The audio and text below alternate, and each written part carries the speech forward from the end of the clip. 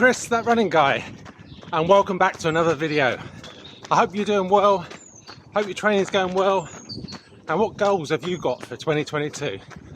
Let me know down in the comments. So today's video, I'm going to be talking about how you can run your runs at a constant pace. And it's very simple with these simple steps. I'm going to tell you 2 ways that you can do it, whether it's by feel or by using your Garmin or your sports watch.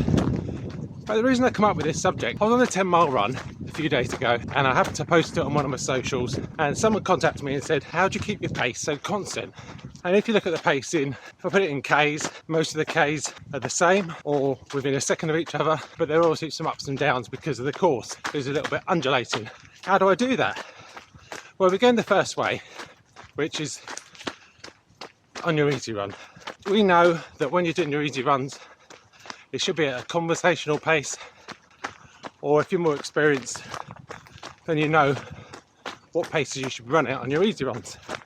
Myself, I work in miles, so my mile pace is around about 7:45 to 8:30, and the pace will vary depending on distance or how I feel on that given day.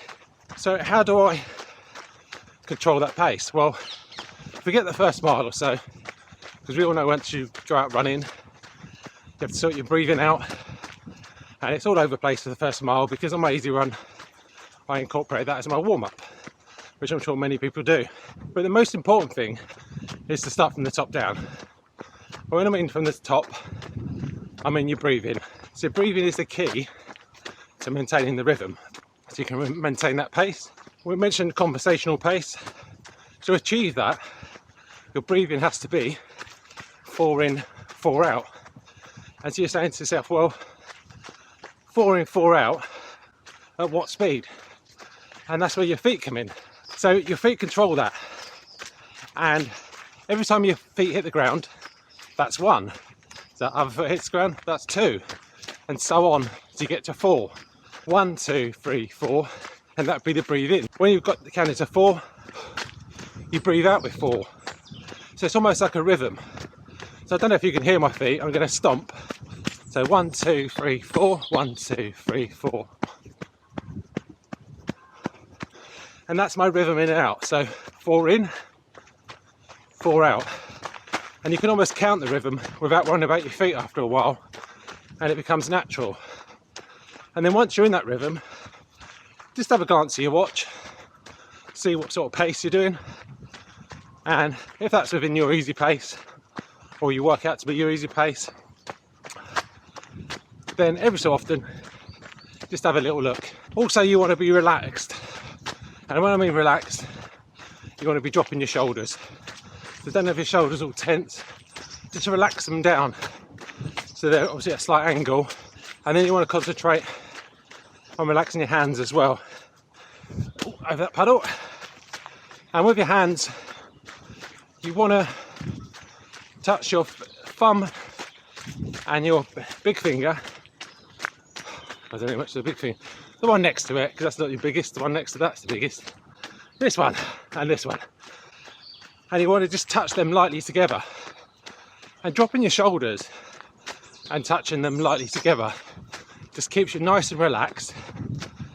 And you want to be kind of running tall, chest out, because we all know that your legs, your feet should hit below your hip, but don't worry about that for now. And so if you concentrate on that, you're going to be tense and you're going to ruin the rhythm. Then you'll be able to run constant pacing. But the second way of doing it is using your watch, and this is more important on shorter time trials, tempo runs, races, especially races, because we all know on races you can get overly excited, get a bit carried away, that adrenaline's pumping, and then over the first few miles you feel like a superhero, and that only lasts for so long. Once your superhero powers have run out, lactic acid builds up, and then you're done. But that's because we just get carried away in the moment, and it's why if you use your watch to control your pace, just by checking, am I going off too fast? You can get yourself into that rhythm early on. Breathing is slightly different than before because the faster we're running, more oxygen we're going to need to take in. Sorry, this is really buggy. Buggy? What's buggy? Boggy. And I got my Pegasus 37s on again.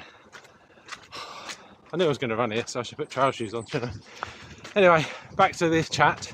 So your breathing's going to change. Where on your easy runs you'd be 4 in, 4 out. The faster you go, you would change that to 3 in, 3 out. Quicker, you would be 2 in, 3 out.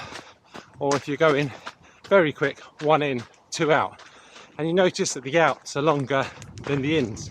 And that's because you need to take in as much oxygen as possible. So you don't want to be doing, say, 1 in, 1 out, because you're going to hyperventilate. Then you're obviously staying relaxed, and then you find you're about to get into a rhythm by taking a glance at your watch every now and again. I'm lucky enough on my Garmin that it's got a second screen that tells me not my current pace, but what I'm going to run the K, the mile into the second, which means that on the shorter distances, like when I done the Squid Game, when using that, I can run both Ks exactly the same because I can use my watch.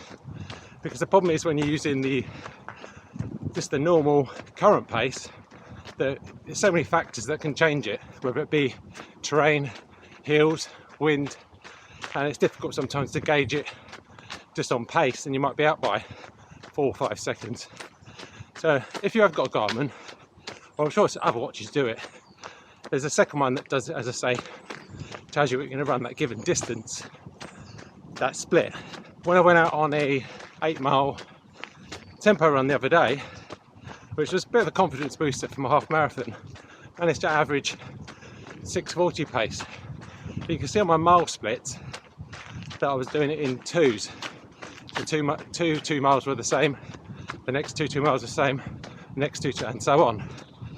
And that wasn't a conscious effort of me trying to stick to that particular pace within 2 miles, just the way it worked out. Yes, I was using the feature I mentioned, and every so often, I was checking my watch, but I got into a rhythm and my pace decreased because going out had the wind behind me, coming back had the wind against, and also there might have been a very, very slight bit of elevation, and obviously taking into account fatigue as well. So there's lots of factors that can change the outcome, but if you're using a watch that's going to tell you exactly how you're going to finish that mile or that kilometre, it's amazing how it can do that. Also, if you wear headphones, the music will control your pace. If you've all been in a car, a banging tune comes on, next time you look at the speedo, you're going faster. That's the same with music. So if you're going to listen to music, it's got to be music of a certain beat, rhythm, otherwise the paces will definitely be creeping up. Right, so I hope you found these tips useful. Give it a go. Let me know how you get on, and as per always, I'm going to leave it there. Onwards and upwards. Cheers!